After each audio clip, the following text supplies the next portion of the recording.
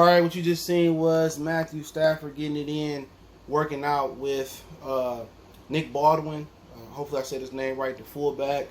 Also, Jamal Agnew, new receiver, coming from the nickelback from defense. And also working out with Jesse James, where from Pittsburgh he came last year. And we expected a lot of big things from him. And I don't really think it was his fault, but let's talk a little bit about it. Appreciate everybody for checking in. Hit that subscribe button, bell icon button. Share the video. Check out the Detroit Lions playlist. So, it's good. It's good to see Stafford out there working out relentlessly this offseason. His wife posted it on her social media. And, don't seem like it ain't no him. If that was him throwing that ball, don't seem nothing to be stronger than his arm. I think Stafford still got one of the strongest arms in the game. I think that might have been Agnew going out there for the catch. So, we'll see. His speed is going to be critical, but it's just so many different areas to become a receiver. You just can't be a great athlete to become a receiver, and that's why I give Tyreek Hill his credit. For him to become a polished receiver, man, or close to being polished, to be able to run the routes. People just think he deep speed and screens and bubbles and trick plays, but to be able to set, cornerbacks up and run the route tree and to be effective, I think he's entrenched in the top tier receivers in the league, and that's who Agnew can hope to be like, but he has an elite speed.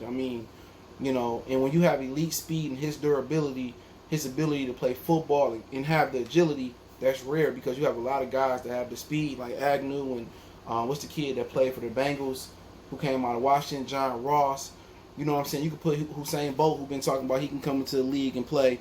But a lot of them dudes that have that explosiveness, that top track speed and almost Olympic speed, they have issues with, soft tissue injuries, hamstrings and Achilles, and usually they can't really hold up. That's like trying to put a Ferrari out there in a monster truck contest.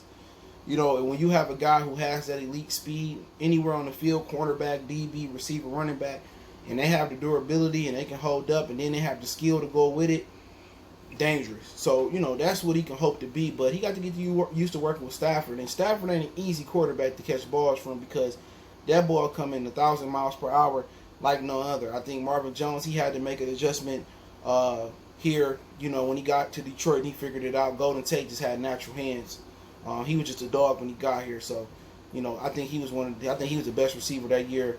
He was on Notre Dame. So I told people he's better than Michael Floyd, and my observation holds true to this day. But also you got the fullback out there. I don't know how much he played last year. No, at some point he got injured. You know what I'm saying? So I think he's still a part of the team. So, question is, are we going to use a fullback this year? And I would like to see them use a fullback.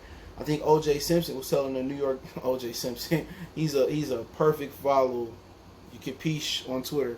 He was telling the New York Giants to let Saquon to run behind the fullback, and that might be part of the Lions' issue. Maybe they need to run behind the lead back. Corey Sessions, it was his birthday, today or yesterday.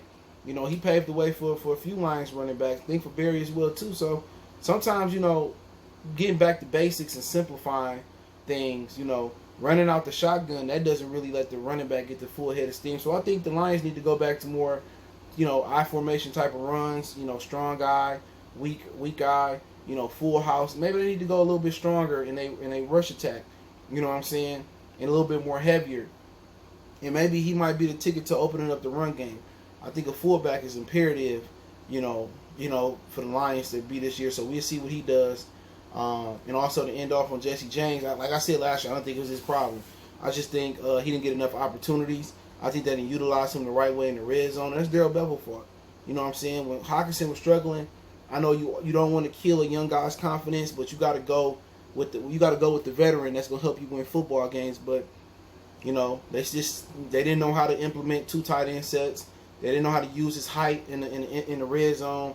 So there's some things that he should be working on specifically on how to utilize Jesse James and Hockenson together, and Nick Baldwin. It might be a situation where you need to use all 3 of them in some heavy goal line situations. So, I think he need to use them two people in particular, James and that Nick Baldwin dude.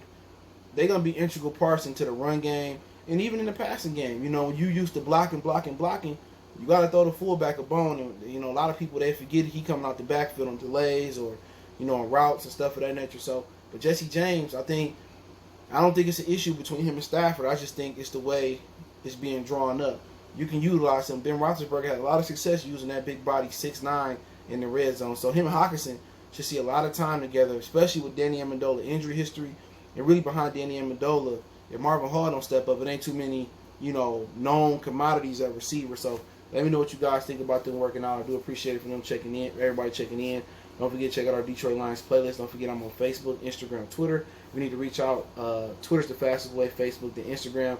I know I'm behind, getting in touch with people. Give me a minute. I've kind of been busy this week, so I got you. Want to make a donation, Cash App, PayPal, subscription. Best way to donate is share the video. Appreciate the love, support. Don't forget to check out the channel Wild Goodfellas Sports TV right here on YouTube. We gone.